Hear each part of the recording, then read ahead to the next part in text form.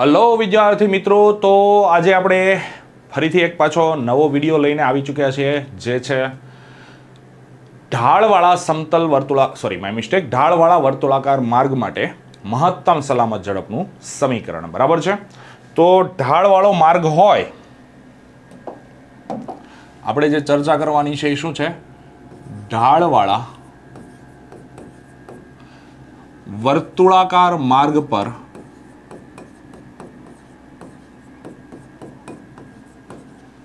ઢાળવાળા વર્તુળાકાર માર્ગ પર વાહનની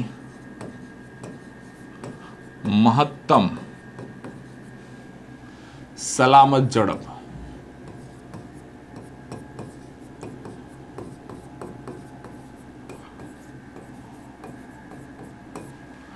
ચાલો, તો ઢાળવાળા વર્તુળાકાર માર્ગ માટેની ચર્ચા કરીએ. તો ઢાળવાળો વર્તુળાકાર માર્ગ છે, તો માની લો કે આ કોઈ ઢાળ છે. ઓકે, અને આ ઢાળ છે એ માની લઈએ કેટલા અંશના ખૂણે છે? સમતલ સપાટીથી થીટા અંશના ખૂણે છે. ઓકે, સમતલ સપાટીથી થીટા અંશના ખૂણે આ ઢાળ છે, અને આ ઢાળ ઉપર કોઈ વાહન છે, હે ને? કોઈ વાહન છે એ શું કરે છે? તો ગતિ કરે છે. આ વાહન છે, માની લો આ રીતના કોઈ વાહન છે.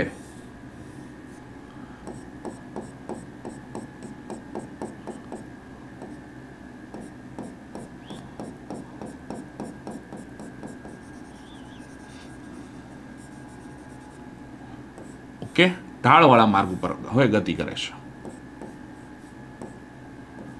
તો આ ઢાળવાળો માર્ગ હોય તો ત્યારે વાહન છે એને વાળતી વખતે આપણે મહત્તમ સલામત ઝડપ કેટલી હોવી જોઈએ એના માટેની ચર્ચા કરવાની છે. તો આના ઉપર કયા કયા બળો લાગશે એના માટેની ચર્ચા કરીએ. બરાબર. સૌથી પહેલું બળ છે એ કઈ ડાયરેક્શનમાં લાગશે? તો નીચે તરફ લાગશે. અને કયું બળ હશે? m/g. mg જેટલું બળ લાગશે, વજન બળ. આ વાહન ઉપર નીચે તરફ વજન બળ લાગશે. ઓકે, બીજું જે બળ લાગશે એ કયું હશે? સપાટીને લંબ રૂપે, એટલે કે અહીંયાથી આપણે કેન્દ્રને અનુલક્ષીને વાત કરીએ તો આ જે બળ લાગશે એ કયું થઈ જશે? લંબ બળ. ઓકે, અને ત્રીજું જે બળ લાગશે એ કયું લાગશે? ઘર્ષણ બળ. હવે ઘર્ષણ બળ છે એ કેન્દ્ર તરફ લાગતું હશે, હે ને?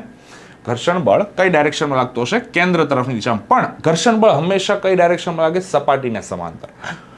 તો ઘર્ષણ બળ છે એ કઈ ડાયરેક્શનમાં લાગતું હશે? તો આ ડાયરેક્શનમાં લાગશે. ઓકે, ખ્યાલ આવી ગયો? તો અહીંયા હવે આપણે ચર્ચા કરવાની છે. શું ઘર્ષણ બળ જે લાગતું હશે, તો અહીંયા કેન્દ્ર તો અહીંયા ક્યાંક હશે ને? અહીંયા કેન્દ્ર હશે ને? તો આ માર્ગ આ રીતના આમ ફરે છે, આમ. ઓકે, આમ ફરે છે. બરાબર. તો કેન્દ્ર તરફ કેન્દ્રગામી બળ હશે ને? તો આ બળ કેન્દ્ર તરફ હશે, તો અહીંયા આપણે યામ પદ્ધતિ લઈને આપણે ઘટકો લેવા પડશે. આ કયું છે? Friction, Fs. ઓકે, યામ પદ્ધતિ હું લઈશ. બરાબર છે. યામ પદ્ધતિ હું લઈશ તો કઈ રીતે લઈ શકું? ચાલો એના માટેની ચર્ચા કરીએ.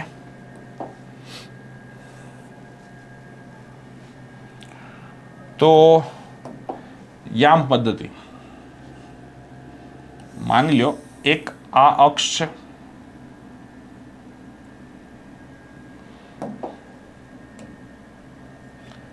લિટલ બિલ ટ્રાહી છે, હજુ ટ્રાહી છે, હજુ પણ ટ્રાહી છે. ચાલો થોડીક એવી ટ્રાહી છે. ચાલો હજી જરી કમથી ટ્રાહી છે. ઓકે, બસ ઓલમોસ્ટ ડન. ઓકે, ચાલો એક અક્ષ આ રીતની હશે. ચાલો બીજી અક્ષ આપણે દોરી દઈએ, વાય. ઓકે, શેપ નથી લેવાનો. ચલો. ઓકે. બીજી અક્ષ છે એ કંઈક આ રીતની થશે ને? ચાલો એક અહીંયા આપણે કેન્દ્ર તરીકે લઈ લઈએ છીએ. ચાલો બીજી જે છે એ પણ અહીંયા કેન્દ્ર તરફ લઈ લઈએ છીએ. ચાલો, તો અક્ષ છે એ મને કંઈક આ રીતે મળશે. તો હવે મારે આ બળો છે તો એનો કયો ઘટક ક્યાં જશે એના માટેની ચર્ચાઓ કરવાની છે ખાસ કરીને. ઓકે, તો અહીંયા આ n છે, તો આ ખૂણો છે કેટલાનો બનશે? થીટા બનશે. આ ખૂણો થીટા બનશે, થીટા. અને એક આ ખૂણો થીટા બનશે, ઝેડ બનશે ને, ઝેડ બનશે. જો તો આ ખૂણો અને આ ખૂણો થીટા બનશે. તો અહીંયા એફએસ છે એના બે ઘટકો આપણને મળશે. એફએસના બે ઘટકો મળશે. કયા કયા ઘટકો છે એ આપણે અહીંયા ચર્ચા કરીએ. ઓકે, આ એફએસના એક ઘટક અહીંયા નીચે તરફ મળશે, એક આ બાજુની તરફ. તો આ થઈ જશે એફએસ શું થશે કોસ થીટા. અને એક છે એન છે, એનનો અહીંયા એક ઉપરની દિશામાં ઘટક મળશે, એનનો ઉપરની દિશામાં ઘટક મળશે, એન કોસ થીટા. ચાલો હવે બીજા ઘટકો છે એ કયા થઈ જશે? એફએસ નો એક નીચેની દિશાનો ઘટક મળશે, શું થશે એફએસ સાઇન થીટા. અને સેમ આ એન નો એક આ બાજુની દિશામાંનો ઘટક મળશે, આ બાજુની દિશામાંનો ઘટક જે મળશે બરાબર એ આ ડાયરેક્શનમાં મળશે. અને આ છે કયો થઈ જશે એન સાઇન થીટા. ઓકે ચાલો, તો એફએસ સાઇન થીટાના અને એમજી એક બાજુ થઈ જશે અને એની વિરુદ્ધ દિશામાં આ થશે, બરાબર છે. તો હવે આપણે આની ચર્ચા કરીએ તો સામસામેના બળો છે એ કેવા હશે? સંતુલન અવસ્થામાં છે, શિરોલંબ દિશામાં સંતુલન અવસ્થામાં છે આ સામસામેના બળો. તો શિરોલંબ દિશામાં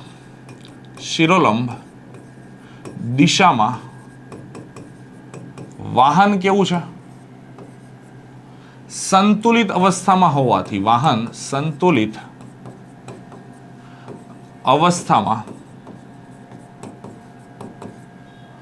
હોવાથી, તો વાહન સંતુલિત અવસ્થામાં, શિરોલંબ દિશામાં સંતુલિત અવસ્થા, ઉપર પણ નથી જતું નીચે પણ નથી જતું. એનો અર્થ શું થશે? સામસામેના બળો કેવા હશે? સમાન મૂલ્યના હશે. તો આને મારે લખવું હોય તો કઈ રીતે લખી શકાય? તો mg plus fs sine theta, તો mg પ્લસ fs શું થશે? Sine theta is equal to n cos theta. આ બંને સરખા હશે ને, n cos થીટા. ચાલો mg વાળા પદને હું અહીંયા કરતા બનાવું છું. તો mg તો fs sin થીટા પેલી સાઈડ જતું રહેશે, તો n cos થીટા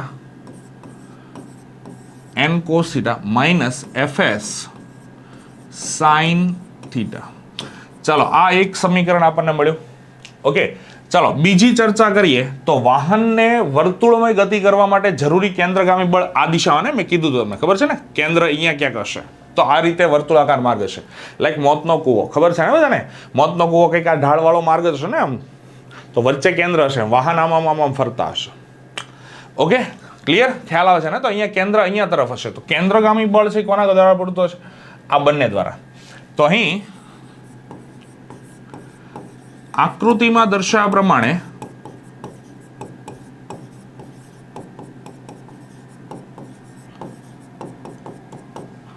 વાહનને જરૂરી કેન્દ્રગામી બળ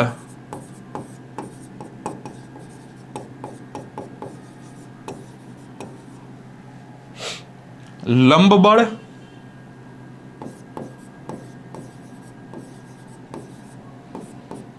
n અને ઘર્ષણ બળ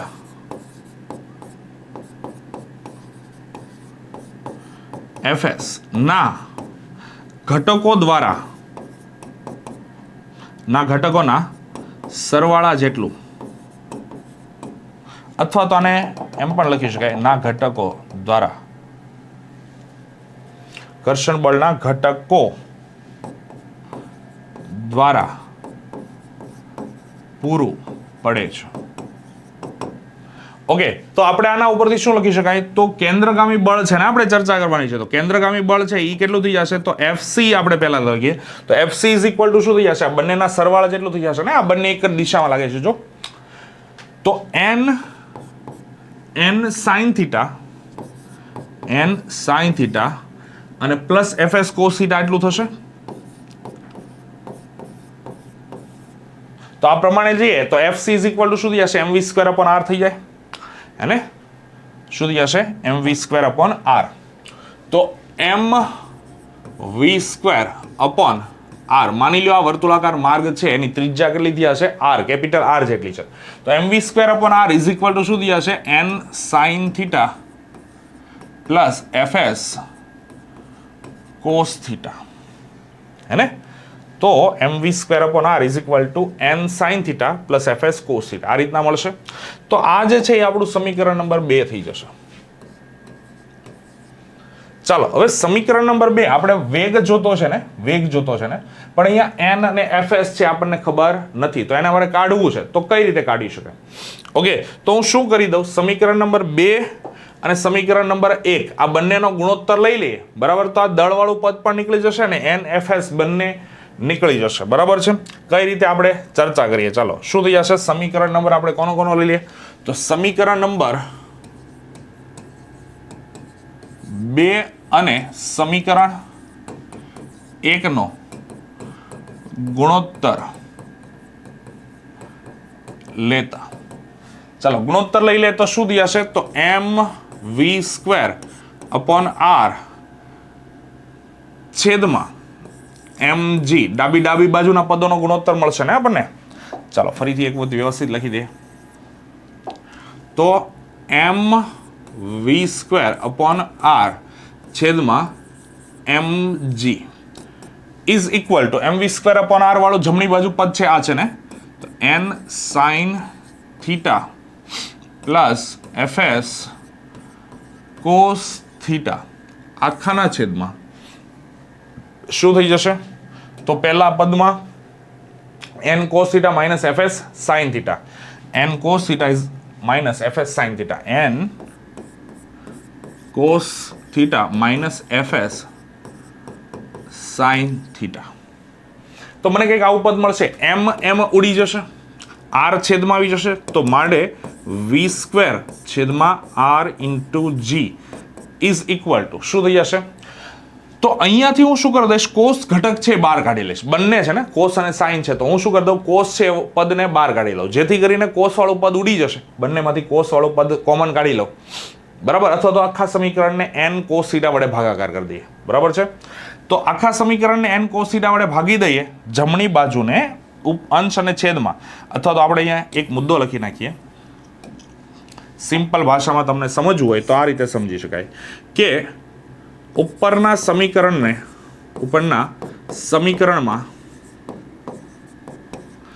જમણી બાજુના પદના અંશ અને છેદને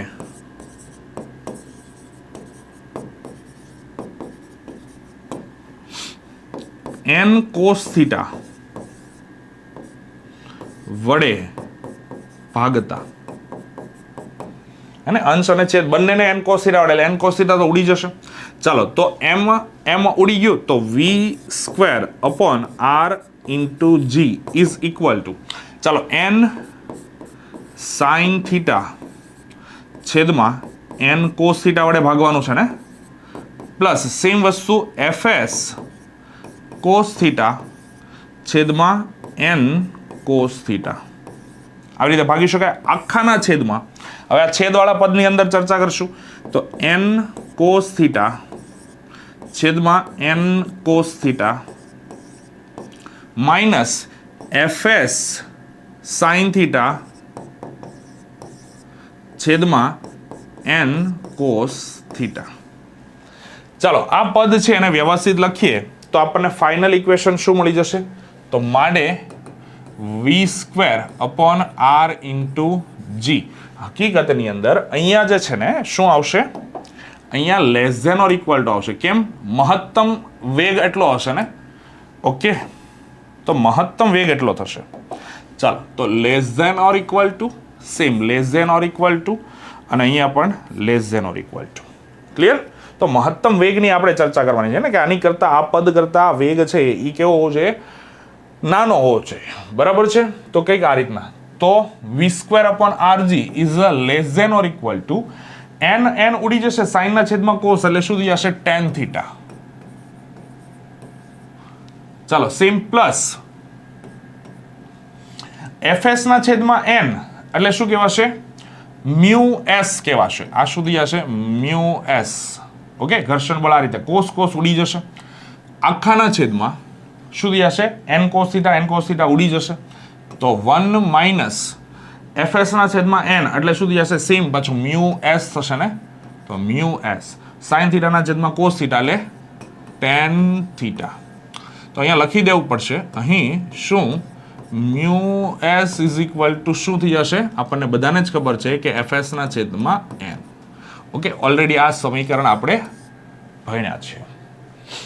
ખ્યાલ આવી ગયો. ચાલો, તો આ પદ પેલી સાઈડ જશે તો મને ફાઇનલ ઇક્વેશન તરફ આપણે આગળ વધીએ તો શું મને મળશે, આ rg આ બાજુ જશે તો rg કૌંસની અંદર મ્યુ s ને હું આગળ લઈ દઉં તો મ્યુ s પ્લસ tan θ છેદમાં 1 minus mu s tan θ. Okay, વર્ગમૂળ લઈ લઈએ તો વર્ગમૂળ લઈ લ્યો, બરાબર, આ v સ્ક્વેર છે ને, તો મારે તો v ની જ જરૂરિયાત છે ને, તો બંને બાજુ વર્ગમૂળ લઈ લ્યો તો વર્ગમૂળમાં મને શું મળશે, rg કૌંસની અંદર મ્યુ s પ્લસ tan θ છેદમાં 1 minus mu s tan θ. Okay, તો આ થઈ જશે તમારા વેગનું સૂત્ર, એટલે કે આની કરતા નાનો વેગ હોવો જોઈએ. મહત્તમ સલામત ઝડપના સમીકરણ માટે આપણે જોઈ લઈએ તો અહીં વાહનની મહત્તમ સલામત ઝડપ, તો મહત્તમ સલામત ઝડપ છે એ કેટલી થશે, તો માટે v મેક્સિમમ, તો v maximum is equal to શું થશે, વર્ગમૂળમાં rg કૌંસની અંદર મ્યુ s પ્લસ tan θ છેદમાં 1 માઇનસ મ્યુ s tan θ. ચાલો, તો આપણું આ ફાઇનલ ઇક્વેશન થઈ ગયું. ફાઇનલ ઇક્વેશન કંઈક આ રીતના આવશે. ઓકે, તો આ આપણું ફાઇનલ ઇક્વેશન થઈ જશે ઢાળવાળા વર્તુળાકાર માર્ગ પર મહત્તમ સલામત ઝડપનું સમીકરણ. ઓકે, ઢાળવાળા વર્તુળાકાર માર્ગ પર મહત્તમ સલામત ઝડપનું આ ફાઇનલ ઇક્વેશન આવશે. તો આઈ થિંક તમને આ સમીકરણની અંદર ખબર પડી ગઈ હશે. તો ઢાળવાળા વર્તુળાકાર માર્ગ માટેની ચર્ચા કરીએ તો સમીકરણ કંઈક આવું આવશે. તો આજનો લેક્ચર અહીંયા પૂરો થાય છે, બરાબર છે. આઈ હોપ તમને બધાને આ સમીકરણ, આ થિયરી કઈ રીતે આવે છે, કઈ રીતે બધા સમીકરણો આવે છે, તમને ખ્યાલ આવી ગયો હશે. તો આવા જ બીજા નવા વિડીયો સાથે આપણે આગળના લેક્ચરમાં મળશું. ત્યાં સુધી બધાને Tata, bye bye, C you, have a great day.